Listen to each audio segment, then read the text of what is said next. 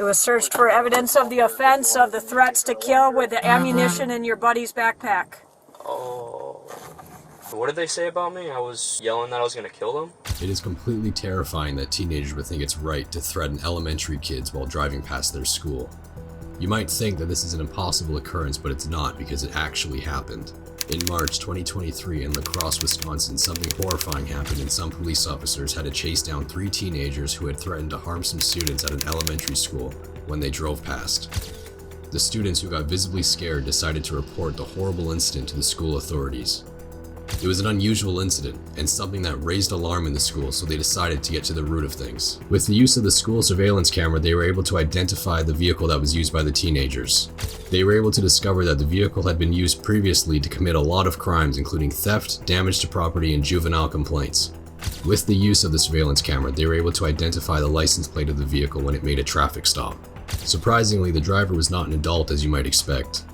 One would expect such a disturbing threat to be carried out by full-grown adults, but in this situation, the reverse is actually the case. The driver was identified as a 19-year-old male named Hunter. Like you would also not expect, his passengers were also teenagers, one of them being an 18-year-old male named Alex and a 19-year-old male named Brady.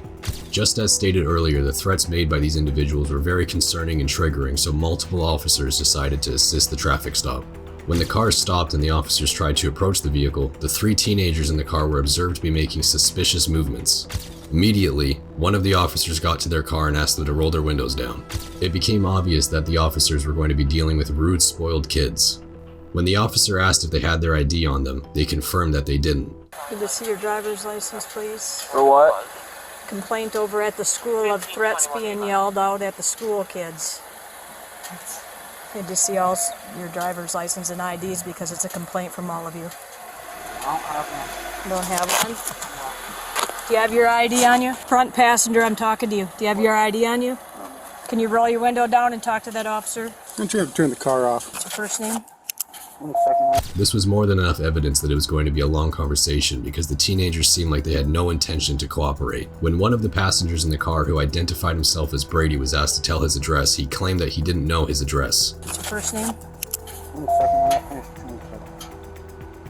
Brady.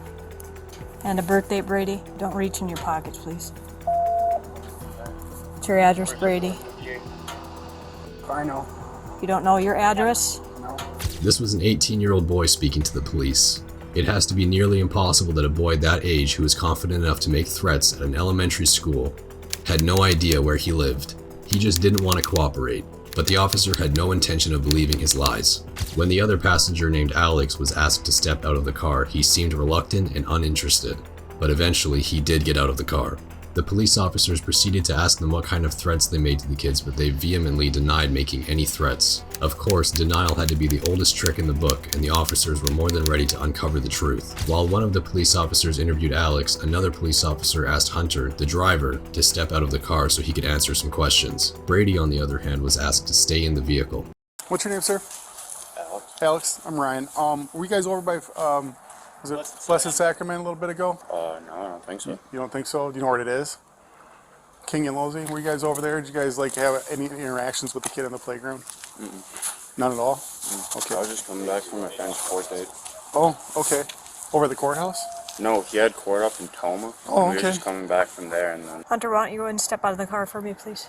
Brady, just stay in the vehicle, okay? Step back this way. Stop right there. Anything on it's gonna stick me. So you would have went by Blessed Sacrament there. I don't know if you knew that or not. Oh, Okay, I'm not saying that you had any interactions. I'm just saying that that's where. Okay. My strong suggestion is probably just change the attitude because it's not. this is bullshit. No, it's not. Yes, it is. We didn't do anything. Okay, well, your attitude isn't going to help you. So we had a complaint. People in this car were yelling at the kids in the playground. That's why you're being stopped right now. Okay. Okay, step over this way, please. He can come right here. We'd like to hear your side if there was like someone saying something to you first or something like that. Well, if you think this interaction was going to go smoothly, you are about to witness things go completely downhill. From the beginning, it was evident that these teenagers were bratty and uninterested in being rational, so the sudden change of attitude from bearable to unbearable was completely expected. While one of the officers tried searching Hunter, he tried resisting and stated that the search was completely unnecessary. He also used some very unpalatable words. He also tried to defend himself and his group by stating that they didn't do anything wrong, but the officer made it clear to him that his rude attitude was not going to help him at all. Did he listen and take the advice? Of course not. The other passenger, Brady, who was still seated in the car, tried to make a joke by asking a particular officer if they had met before because he looked familiar to him. I met you before. Oh yeah? I'm Sergeant Rossman. You recognize me? I don't think so. How do I know you? I don't know if I know you either. I was just asking if I did. Yeah, I don't think so. It was obvious that he didn't take what was going on around him seriously and just preferred to play around. For the kind of threats they made, they weren't supposed to have anything to play about. Something interesting occurred when the police officers asked if they had ski masks in the car. Of course, the ski mask would be the perfect disguise and costumes used by fools and immature teenagers when they want to threaten and scare innocent elementary schoolers. Alex eventually stated that he had a ski mask in his bag. He was then instructed by one of the officers to bring out his bag from the car and show the ski mask. Are there any ski masks in the vehicle that you know of? There's possibly one in my backpack, but I haven't had it on. So what caused you to go by the school over on Losey? Because we're coming back from Onalaska. You want to just face the car and just put your hands up? I'm going to pat you for weapons at this point, okay? Okay, can I see it? I don't want to search your bag. I just want you to show it to me. I'll have him bring the bag here if that's right. We're coming this way. Okay. So what caused you to go all the way down and around and make a loop? Ma'am, I don't think you understand. We did not yell at any kids. On the other hand, Hunter was asked why he decided to drive by the elementary school instead of heading straight to his location. The boys were interviewed separately so the officers could get the actual facts between them. Hunter tried being defensive and told the officer that he and his group did not yell at the kids. It was evident that they were trying to insinuate that the kids were lying and made up the whole story. It's easy to discredit the words of children compared to that of teenagers heading for adulthood, so it was clear that they were trying to use that to their advantage. On the other hand, Alex tried making a phone call even when he was being interviewed by an officer, but the officer was quick to tell him to put his phone away. Can you put your phone away, please? You can make someone when we're done here, okay? Okay. All right. You're not answering my question. If you're coming to pick up It's him, irrelevant. Am I going back to jail? I don't think so. Anytime Hunter was asked a question, he would try to invalidate the question by simply suggesting that it was irrelevant and unnecessary. One can't help but wonder if he thought he was in any position to determine what questions he was being asked. He obviously tried to act like the officer in his suit and black glasses. It was ridiculous to say the least. you're not answering my question. If you're coming to pick up It's him, irrelevant. Am I going back to jail? I don't think so. it is relevant. We Okay. did not make any threats to any children. Why Okay. would we yell at a bunch of kids saying we're going to kill them? That's a good question. That's a very good question. Brady, on the other hand, seemed intoxicated while he smoked and told one of the police officers that he looked like his dentist. Look like my dentist. That's why I recognized you. I swear.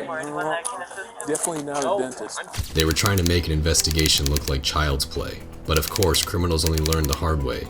Hunter, on the other hand, denied yelling at the kids or even speaking to them. He also vouched for his passengers and insisted that they were being wrongly accused. Eventually, Brady told the officers that they had an interaction with the kids about something related to football. Apparently, a bunch of kids were playing football on the road, and when one of the kids threw the football to them, they told him he was bad at football. According to him, that was all they said and there were no threats involved. Basically, the only thing that happened was we drove by and there was a bunch of kids playing football in the road. Yeah. And one kid threw the ball to him and he dropped it. And we said he's bad at football. That's all that happened.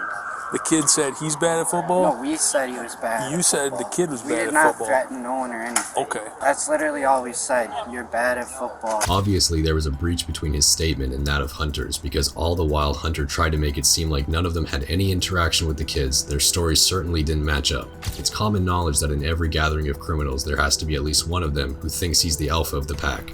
In this case, Hunter took the position of the alpha. He was so stuck up in his head that he comfortably had the audacity to ask one of the officers if she knew who he was. He claimed that he was trying to stay out of trouble and he wasn't interested in being involved with anything that would put him in trouble. His actions certainly didn't tally with his words. The officer made it clear to him that as a result of their actions, the kids had to be taken out of the school because they got scared after receiving those threats. The alpha of the pack, Hunter, was so confident in himself that he said he was not mad at the police for trying to do their job, but he was mad at whoever called the police. He spoke like he had the right to dictate the criterias for calling the police. Since the school officials were the ones who called the police, Hunter was indirectly stating that he was mad at the school officials. Did anybody yell anything out the windows that would made them think that somebody was yelling They did threats? not yell any threats. We don't got time for that. Did you yell out the windows? No, I'm driving. I can't be doing that. People can yell and still drive. Well, here we are. I know, and I'm not trying to be here, and I'm not trying to be rude, but it's Okay. frustrating. Yeah, and you can get as frustrated as possible, but we have as much as you want, but we have a job to do. We understand received that, the but- complaint, and they had to take all these kids into the school because of the threats that were And made. I'm not even mad at you guys. I'm just mad at whoever called the police saying that we're trying to School officials. kids. School Well, officials. whoever's saying we're making threats, saying we're trying to kill them is And you made no statements, no yelling, no nothing no. out. That is outrageous, dude. The police officers eventually discovered that Hunter was out on 4 bonds and was prohibited from committing any additional crimes while on bond. He was not allowed to be in any possession of firearms or drugs because he was on probation. That obviously explains why he was so keen on deviating from the topic and trying to make it seem like he had no fault whatsoever on what occurred with the elementary kids. Hunter's out on 4 bonds, misdemeanors, and no firearms is one of the conditions, and no drugs. Are you on I'm on probation? bond. You're just on bond, no probation? After a lot of back and forth, Hunter was arrested for jail jumping based on some statements made by the complainants. It was evident that Hunter's biggest fear of not getting arrested was happening right before his eyes. Alex, on the other hand, tried to talk his way out of getting arrested because he claimed that he was going to get in trouble for getting arrested again. He was told he could get his charges revoked if he stayed out of trouble, but he'd obviously not stayed out of trouble. However, Alex's words did not match his actions because at the end of the day, he was caught with a lot of evidence. Hunter, I need you to go ahead and put your hands behind your back for me. I'm placed under arrest now based on Officer Roden's request. No, you're being placed under arrest for disorderly conduct and jail jumping. Well, based on some statements made by the complainants, they must have described you good enough where she's comfortable arresting you. Hold on, what's going on with this wrist here, partner? Is it broken or anything? Actually, just let's hold off on this then. You're under arrest, okay? We're not gonna put you in cuffs though. Do you understand that? Yeah. Okay. So I'm not gonna mess your wrist up anymore. Oh, have you stand up though? We gotta just put the handcuffs on you. Put your hands behind your back, please. On searching his backpack, several ski masks and bullets were found. Yes, there were bullets in an 18-year-old's backpack. That is not a normal occurrence at all. Although no firearms were located, one of the black ski masks had something written on it that said the following. Hey. Be careful. There's a bunch of rounds in here. There's a lot of them. That's obviously evidence that he had something fishy going on and was involved in something very suspicious. The boy said one thing, but evidence proved something else, so it was very difficult to really understand if they were saying the truth or not. At some point, while Hunter was in the car, he tried to start questioning the police officers on why he got arrested.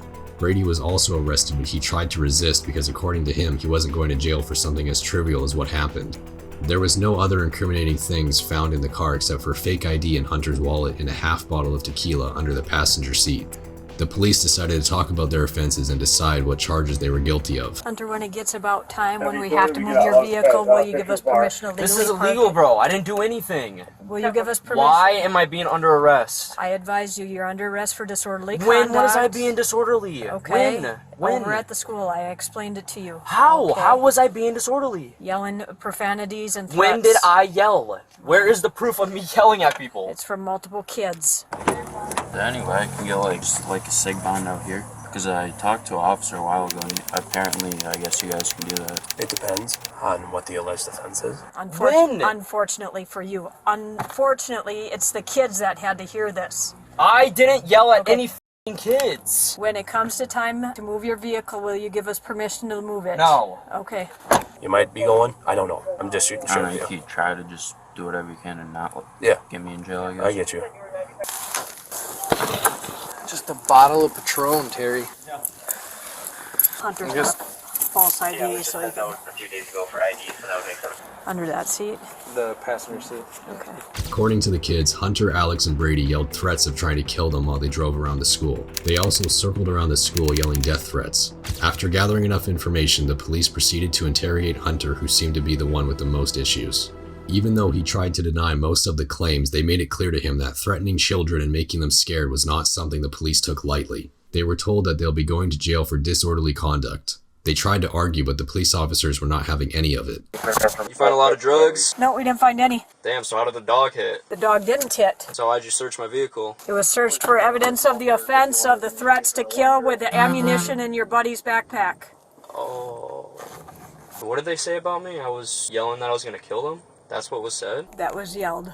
It was. Dude, this is gonna be so fun in court. You guys are gonna look stupid. stupid. I'm sorry that you think it's funny, because you have... What's funny? I said you guys are gonna look stupid.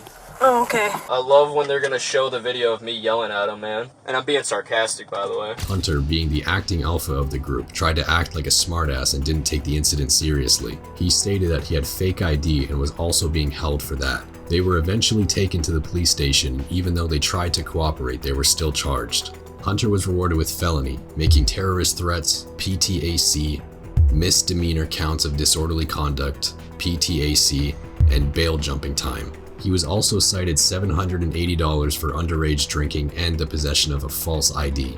Alex and Brady were also charged with felony making threats and misdemeanor disorderly conduct. Hunter and Alex's cash bonds were at $5,256, while Brady was released on a $5,000 signature bond.